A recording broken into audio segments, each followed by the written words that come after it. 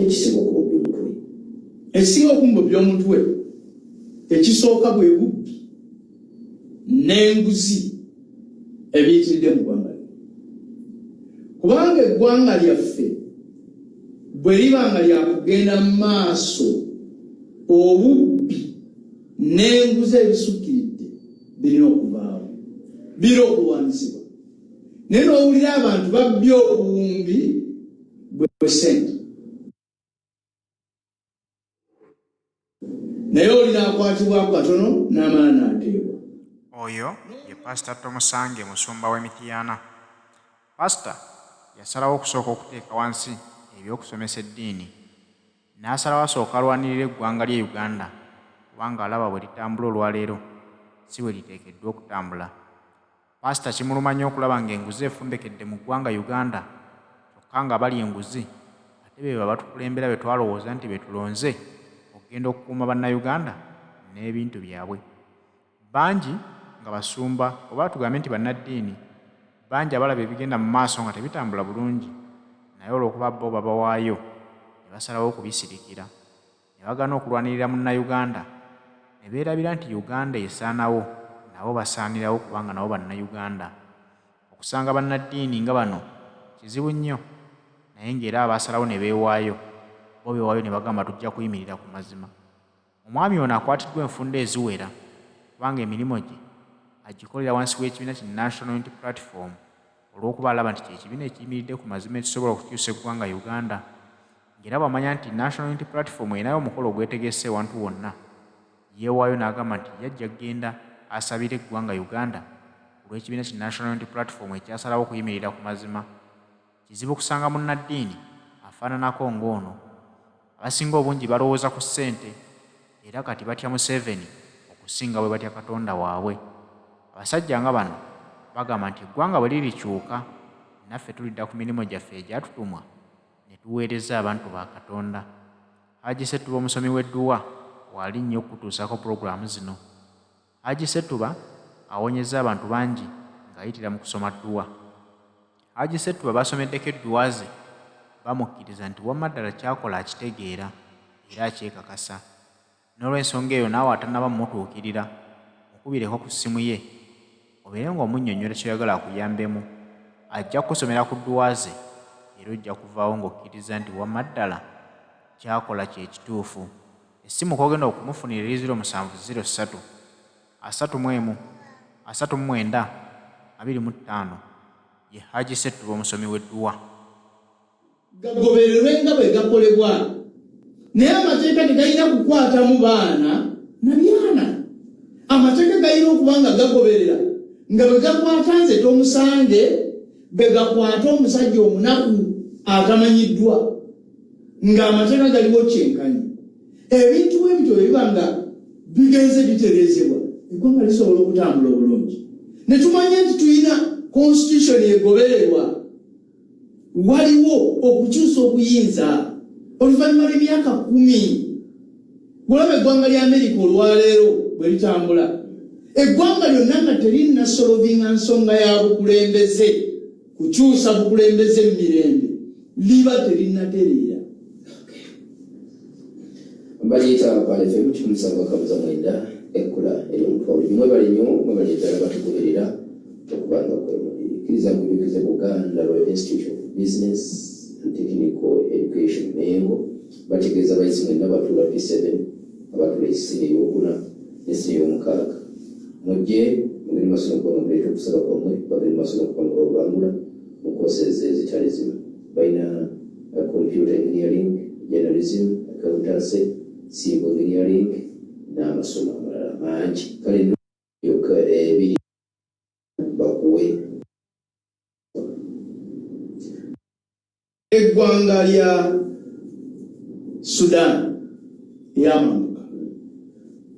Sudan omukulembeze yagifuga n'agikulembera okumala ebbanga n'ekulaakulana, era baaliwo ne bagamba nti Sudan ekola ki? Ekuze, egenda mu maaso, pulezidenti agitambuza bulungi. Naye bw'ogendayo olwaleero Sudan oyinza okutubuulira ebiriyo. So eggwanga lyonna bwe tuba nga tuliteekateeka okugenda mu maaso emyaka mingi nga likulaakulana. Tulina okusolovinga leadership question. Ne tumanya ti tulitereezezza. Kalo tunule eggwanga lya Tanzania twali tugisingira wala. Nga era bw'oyogerwa Tanzania nga bannayuganda tebalowooza na kugenda Tanzania. Naye olwali abannayuganda batandise okwagala okuddukira wa Tanzania, kubanga Tanzania ekulaakulana naye ng'ekigiviiriddeko ki obukulembeze obugenda nga bukola ki nga bukyuka. Katonda yatuwa talents ez'enjawulo.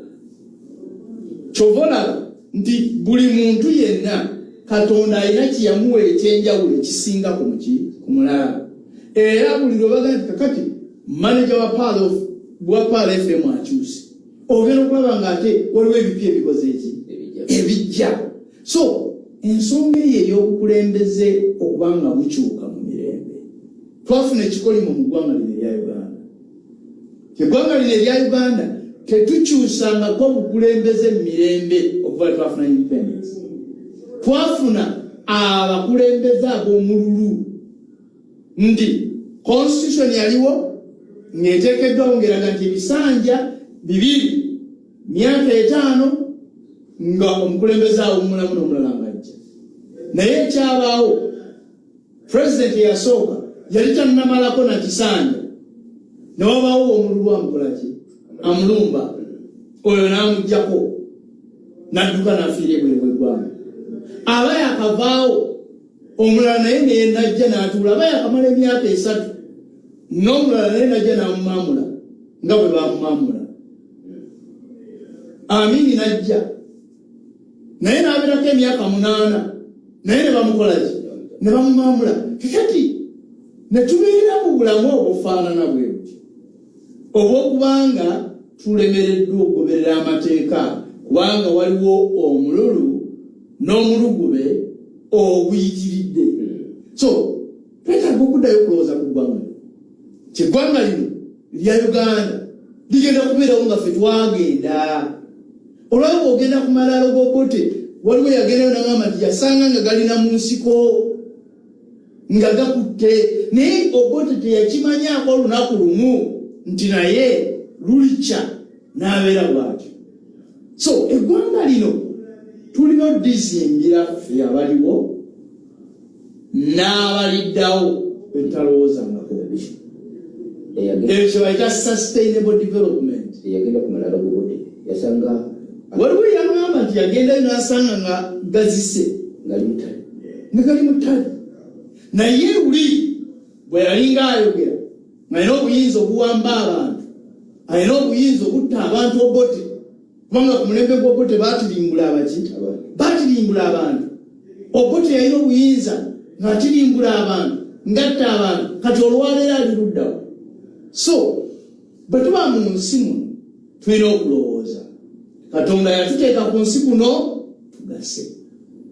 Ekyakuleeta buli sekinoomu ampuliriza mu nsi eyo kugasa abantu balala n'okuteekerateekera abaliddawo nga gwokoze ki nga gwogenze. Ekyo bayita sustainable development.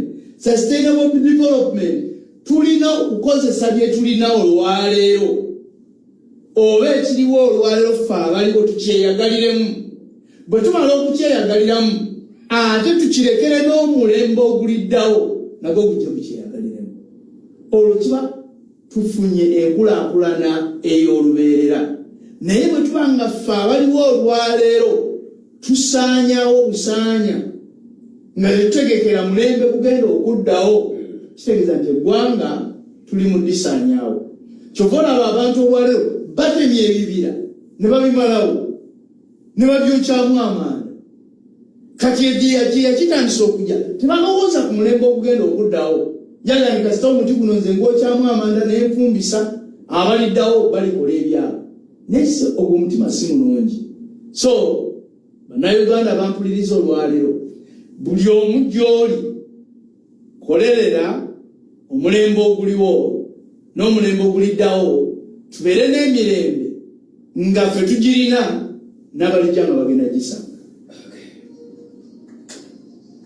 Bagiyita kwa FM kimusaba kanza mwenda ekula eyo ntobiri mwebalinyo mwebalirira gy'omusinziro gena masolo kuba nti muwuliriza ngenda kutaya esimu zanganya obeke mbuza Bishop tumusange asobola okubyalukula n'okubatukira masolo kuba nti tuwonza 0759 asatu nkaaga mutugenda okuyita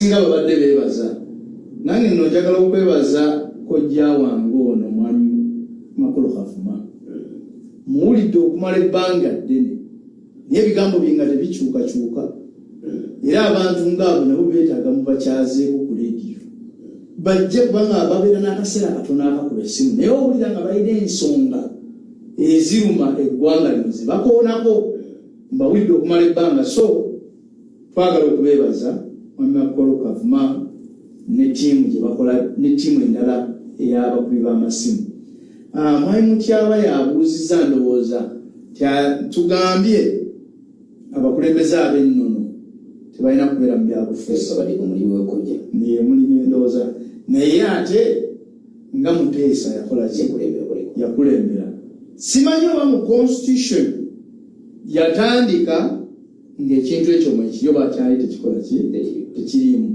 naye kiyirizika okuba nga oba baakiteekamu oluvannyuma olw'okutya abakulembeze ab'ennono nga bw'olaba ekya myaka 75 nakyo bwe kyateekebwamu mu constitution oluvannyuma kyateekebwamu nga waliwo bantu bebaagala okuleka ebweru so njagenda netegereze constitution nyongere okubuuza ku nsonga eyo naye sebo mu constitution olwaleero constitution yaffe ya Uganda kyateekebwamu ti abakulembeze ab'ennono tebalina kwetaba mu byabufuzi